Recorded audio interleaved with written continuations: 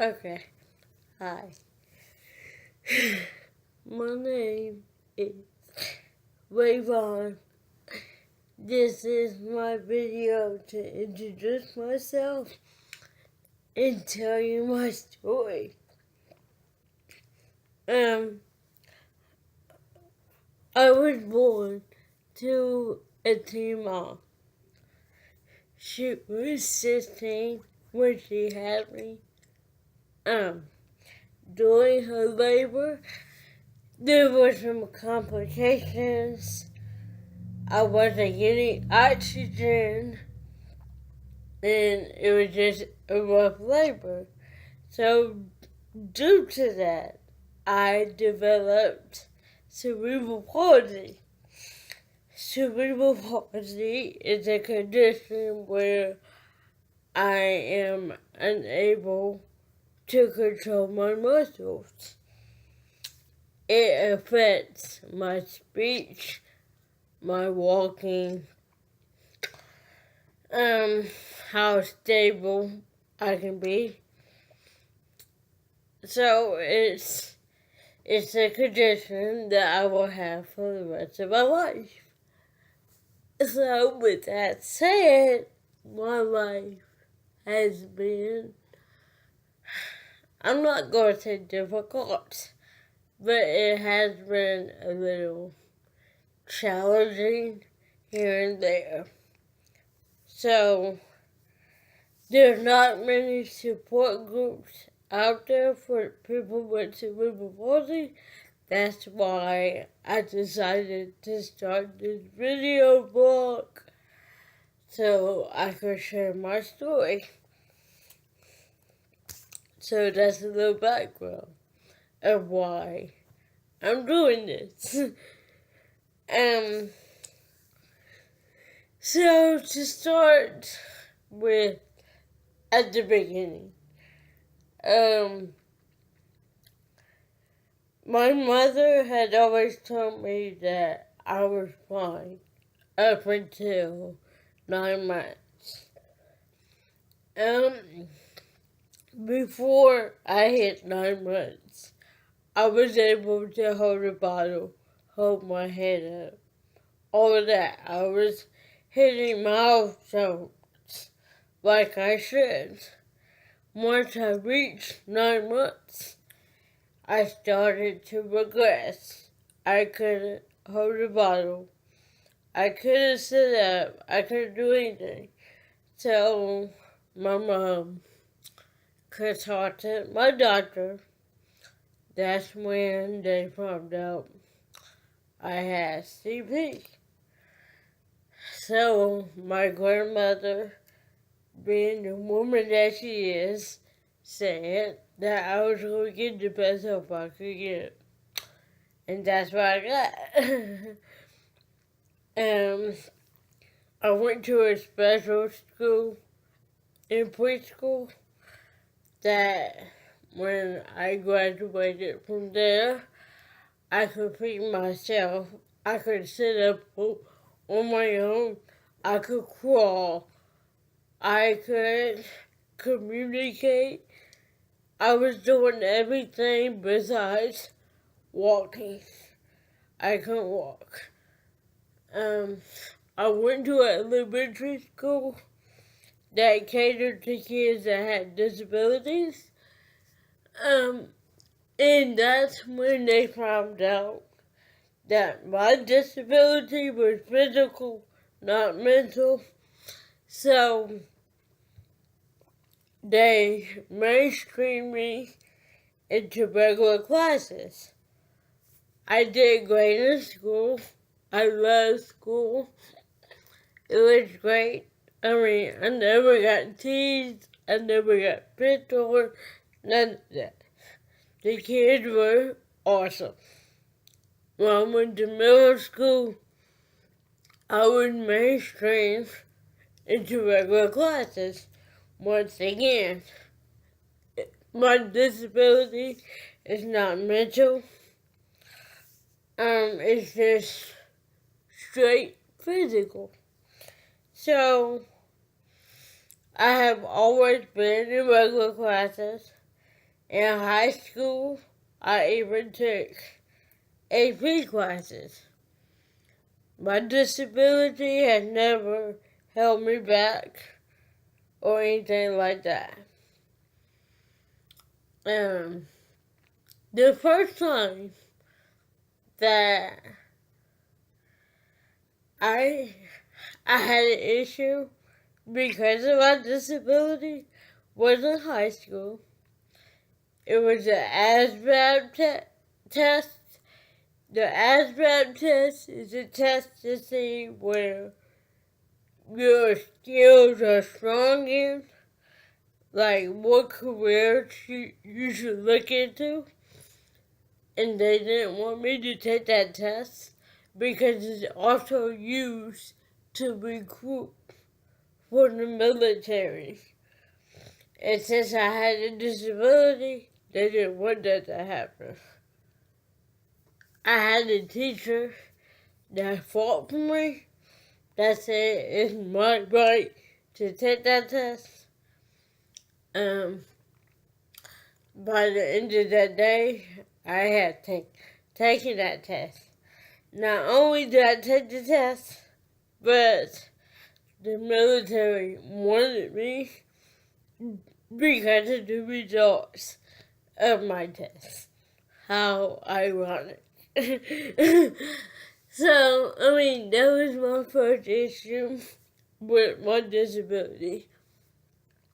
After high school, I went to college. I went to Rice State University in Dayton, Ohio, which is an hour away from where I'm from. I'm from Columbus, Ohio. So I left home to go to college. I have never been so afraid in my life. My mom was not. She wasn't too keen on that idea either, because I'm her first child.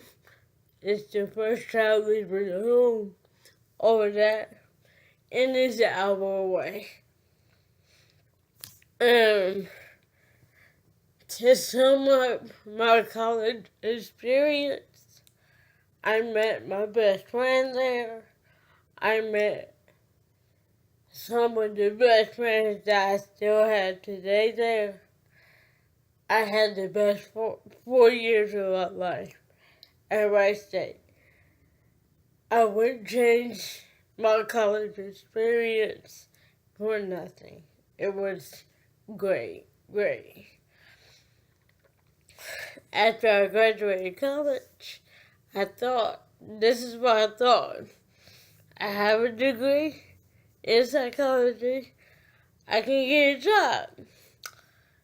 No. It's not that easy just to get a job.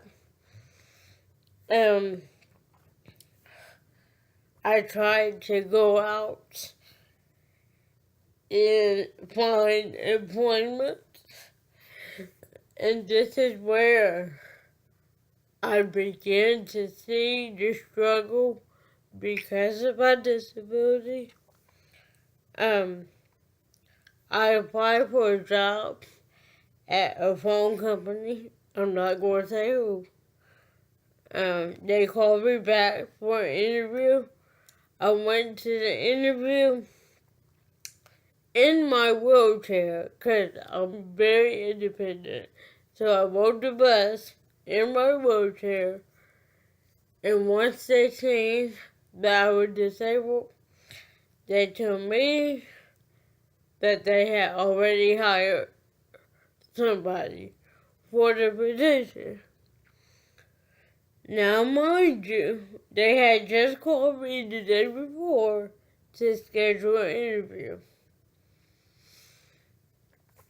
I'm not stupid. I know that it was because of my disability that they didn't want to give me a chance. I didn't get angry. I didn't. I called my best friend up and I laughed about it. because I didn't see a point in getting angry. So, after a year of being unsuccessful in finding employment, I decided to go back to school and get my master's. So, I enrolled in an online college that was accredited because I didn't want to do all the work for no reason. So, I enrolled to get my master's in mental health counseling. This is something my family has never done before. I'm the first one to get a degree in my family. I'm also the first one to go on and go to grad school. So this was a big deal. To me, it's a big deal. I did great in my schoolwork because I loved it. I love mental health, psychology. I love it. So I did good. In my program, we had to meet twice in person. So before I could continue my class, I had to go to a residency. And I went in Chicago. So that meant I had to fly by myself, stay a week with a stranger by myself. This was something new. I scheduled my flight. I found a roommate, and I did it. I flew to Chicago, and I completed a week-long residency on my own. That was another big step for me to travel by myself. I felt like a big girl. Not gonna lie. The second time I went to Florida by myself, and it was easier the second time. The first time I flew when I was 4. And I quite don't remember that flight. So I couldn't say it counted. So it was like flying for the first time. And I'm a big chicken. I'm afraid of everything. So to fly is a big deal. And for me to do it alone is a big deal. So I completed my residency. I completed all my classes. It was time to find a practicum. I found one, and I went to meet my supervisor. When I walked in, you could tell she was a little, whoa. Nobody had told her that I had disability. Nobody. So, she didn't say anything, but I could tell by her body language she was a little taken aback. We completed the paperwork, I got my schedule, I'm ready to go. So, I start my practical, everything's going great. Like, I'm sitting in on sessions, and the more that I learn, the more I realize this is what I want to do. And then another roadblock hits me. The equipment is not adaptable I type with one hand, my good hand. Hi. So I don't type as fast. The company, my supervisor fought for me to get adapted software so I could complete the paperwork. They said no. And she fought tooth and nail for me. So without the software, I was unable to continue my internship there. So that broke my heart. Literally broke my heart. I had come all this way. I'm at the end. I need to complete 2 quarters of internship to graduate. That's all I need. 2 quarters. That's it. And I lose my placement. So I start looking. I'm looking for an internship anywhere, everywhere. I interviewed to hospitals. I interviewed to counseling agencies. I interviewed anywhere that will fit what I needed. I interviewed. To get told no, no, no is hard. It's really hard, especially when you have come so far and you just have a little way to go to graduate with your master's. It's hard. I finished my practicum in June. I started looking for a site in May. I want to say May. I didn't find a site until December. I didn't find anything. From May to December, I probably applied to, I want to say 20 places. I probably got 10 interviews. You know how hard that is. It wasn't the fact that I didn't have the skills. It wasn't the fact that I wasn't motivated enough. It wasn't the fact that I didn't want it. It was the fact that I had a disability and nobody wanted to give me a chance.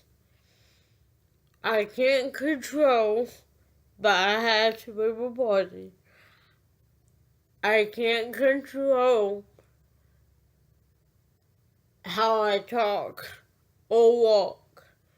What I can control is how I do my job. And for nobody to give me a chance,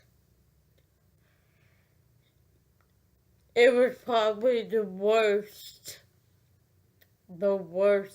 7 months of my life. I went through depression. I wanted to give up. I cried. I didn't know what to do.